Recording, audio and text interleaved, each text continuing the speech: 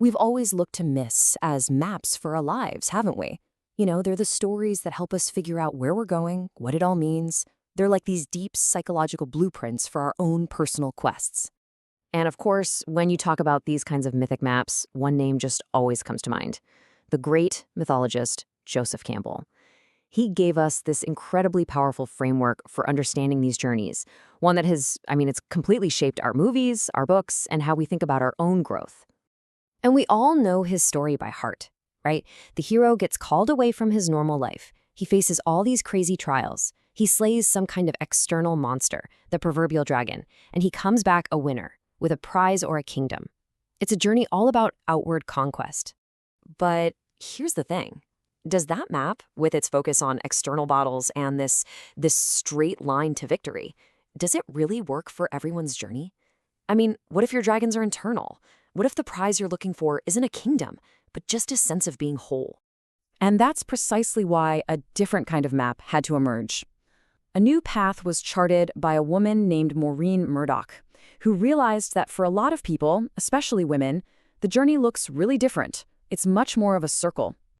What's so fascinating here is that Murdoch was actually a student of Joseph Campbell's. She had huge respect for his work, of course, but through her own life and her therapy practice with other women, she saw that the hero's model, well, it just didn't quite fit.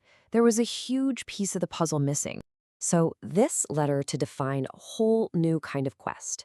The heroine's journey, at its core, isn't about conquering the world out there, but about healing the world in here. It's a journey to find and bring back the parts of ourselves that have been kind of pushed aside or devalued by a culture that often puts masculine ideals on a pedestal. And when you look at these 10 stages, you can see it right away. This is not a straight shot to the finish line. It's a circle. It's a cycle of separating, descending, and then integrating that can, and often does, repeat itself throughout a person's life. So let's break down how this all unfolds. Okay, so the journey often kicks off with an outward quest, and honestly, on the surface, this first part looks a lot like the traditional hero's journey we all know. At first, the heroine feels like she has to separate from the feminine, from her mother, and from qualities like intuition, feeling, and nurturing, if she wants to make it in the world. So she adopts the values of the masculine world, puts on her armor of achievement, finds her allies, and sets off to prove her worth in a really competitive world.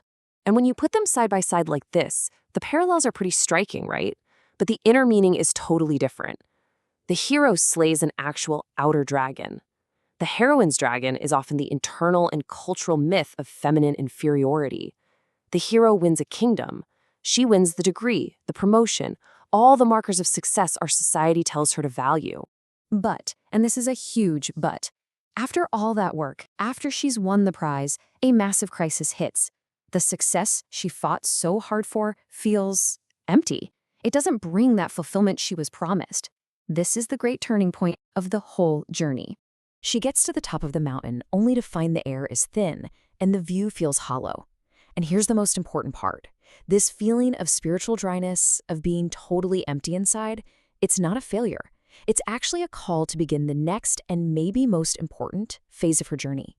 That feeling of being completely lost, that's actually the moment she starts to find her way home. The emptiness is really an invitation to go down, deep into her own psyche, and reclaim all the parts of her soul she had to leave behind on that climb to the top.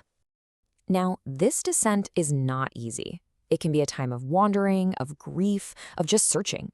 But it's down in the dark that she starts to reconnect with her deep feminine nature, her intuition, her creativity, her body, her feelings. And critically, she starts to heal that initial split from the feminine, which often means healing her relationship with her own mother or the idea of the mother inside her. And like Murdoch says here, this is so much bigger than just a personal project. By healing this wound inside herself, the heroine is also helping to heal a collective cultural wound.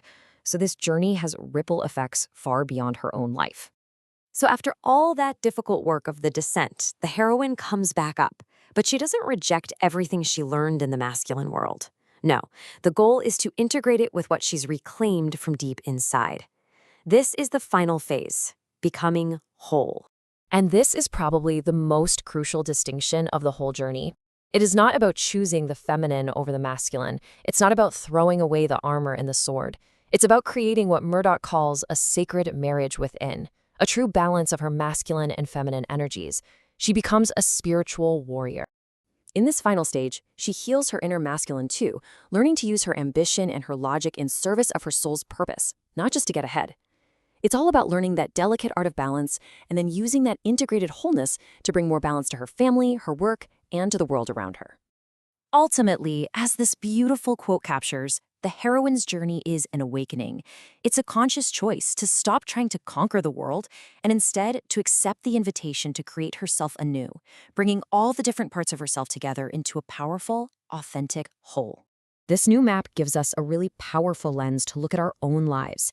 It invites us to look past that straight line of success and to honor the cycles of going down and coming back up. And so it really leaves us with a question to sit with. Where are you on your journey?